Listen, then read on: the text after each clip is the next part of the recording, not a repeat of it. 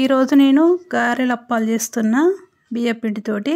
First మిక్సీలో ఎల్లిపాయ మిర్చి పట్టుకున్న, కళ్యామాకు కొత్తిమీర కట్ చేసి వేసుకున్న, కొంచెం శనగపప్పు నానబెట్టేసుకున్న, ఒక 2 స్పూన్లంత, ఒక చిన్న గిన్నెడు పల్లీలు గ్రైండర్ పట్టుకున్న అక్కబొక్క, ఉప్పు, పచ్చిమిర్చి చేసినాక ఉప్పు వేసుకున్న. ఇప్పుడు వేడి నీళ్ళతో తడుపుకోవాలా,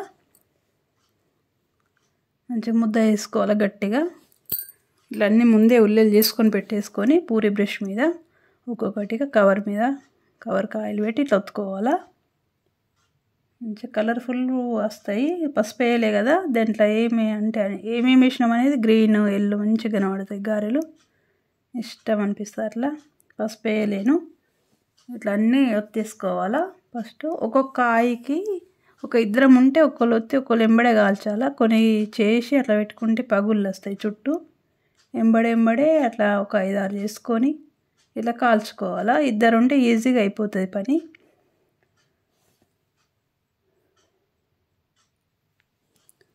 ఇట్లా 3 కాల్చుకున్నా నేను, ఒకటికొకటి తలగకుండా మంచిగా కాల్చుకోవాలి కడక్ ఇదాకా. ఎరుపు రంగు రావు, ఎల్లో అది పసుపు వేయలే కదా అందుకని ఇట్లా వైటే కనబడతాయి. కానీ అందులో వేసినవన్నీ మంచిగా కనబడతాయి అని ఇట్లా పసుపు వేయాలి నేను. అందులో ఏమేమి వేసినామనేది అన్నీ నువ్వులు వేయాలి నేను. పల్లీలే ఎక్కువ వేసుకొని గ్రైండర్ పట్టుకున్నా, కొంచెం అక్కబొక్క ఉంచుకొని, అందుకే నువ్వులు వేయలే. ఇట్లా కలర్ఫుల్గా కనబడతాయి. అందరూ ఇట్లా చేసుకోండి, ఒకసారి ట్రై చేయండి. ఎలా వచ్చినాయి చెప్పండి.